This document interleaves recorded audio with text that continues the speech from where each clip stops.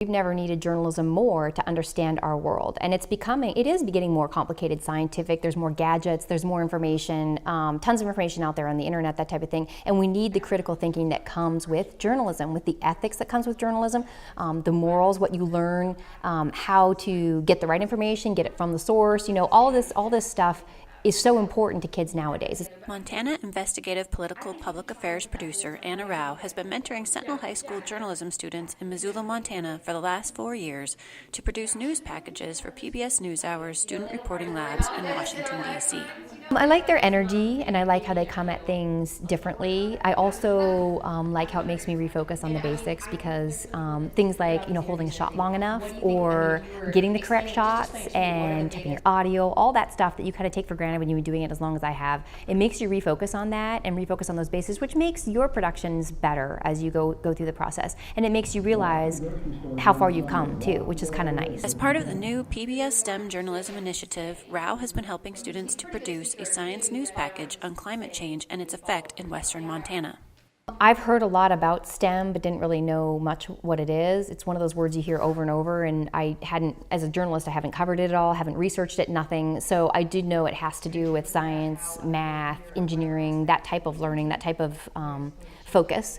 So I think I was really interested to see how they would take that and what stories they would do, a science story, what story they would choose, and how that would apply, how STEM would be applied to that type of thing. I think what little I know, or what I do know about STEM and everything, and critical thinking and taking in evidence and making decisions, journalism fits right in with that. Also, as a journalist, you cover science, you cover math, you cover engineering, you cover all kinds of these things, data, ratios. You have to do a bunch of things with numbers and stories that you never thought you were going to. It's not all chasing down ambulances, thank God. So there's a lot of math involved, and there's a lot of critical thinking, and bringing in information and assessing it in a new way and figuring out something somebody hasn't seen. So that's scientific. So I think journalism has a lot of that involved. So that makes sense. PBS chose Sentinel High School to participate in their STEM journalism pilot program, which marries the concept of STEM education, which focuses on the teaching of science, technology, engineering, and math through project-based, inquiry-based, hands-on, holistic learning with journalism. This marriage comes naturally for journalism students who must gather, synthesize, translate, evaluate, and disseminate information in a variety of media platforms using the latest technology on a daily basis. This program is in the first year of a 4-year pilot through PBS in collaboration with the National Science Foundation. Sentinel students were chosen based on previous science news packages produced for PBS student reporting labs. We've done a lot of science projects in the past, like we went up to Glacier and interviewed there. We're currently working on the climate change package. We've done the Mr. G, the science guy, and I think that you could really use journalism to show other people what STEM is about, and we could send reporters to report on the robotics kids or what the kids are doing in engineering, to really show everyone else what STEM is about. 17-year-old junior Raina Cruz is a second-year journalism student at Sentinel and currently is a producer of the weekly student video broadcast news program Spartan TV.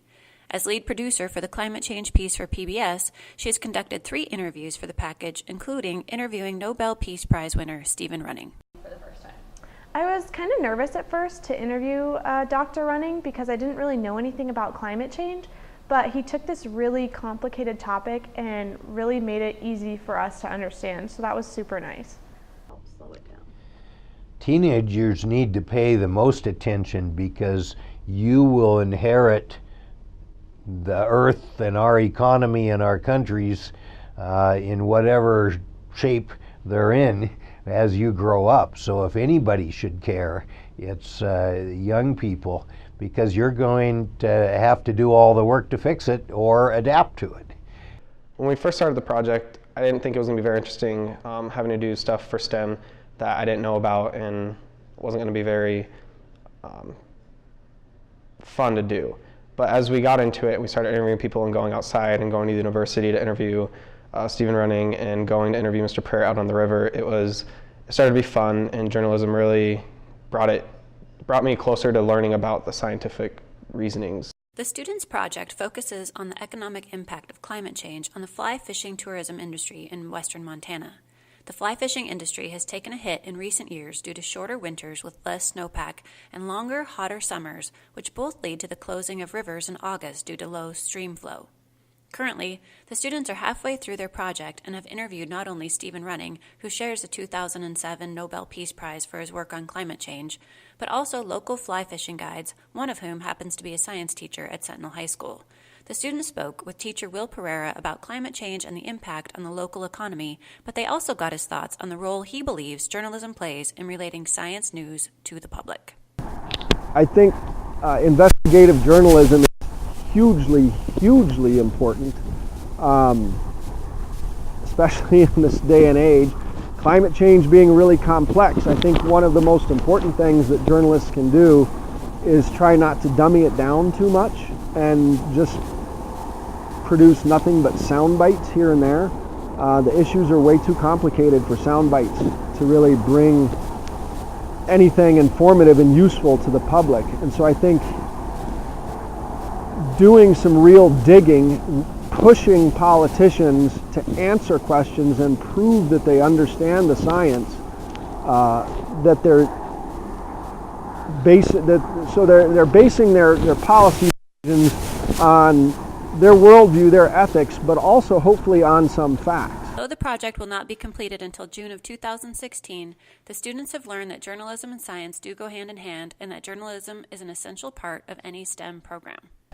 As a result of this project, I've learned a lot about science journalism. I used to think that it was a lot of just trying to make people in lab coats in science labs sound interesting, but since we did this project, I learned that science can be more than that, and it can be community involved. Like we went and talked to people about fly fishing because that was impacted, and so that kind of helped me open my eyes to see how science is involved in everything we do, especially as journalism, because we talked to so many people and it was cool to make those connections and to just see how journalism is so science-based sometimes.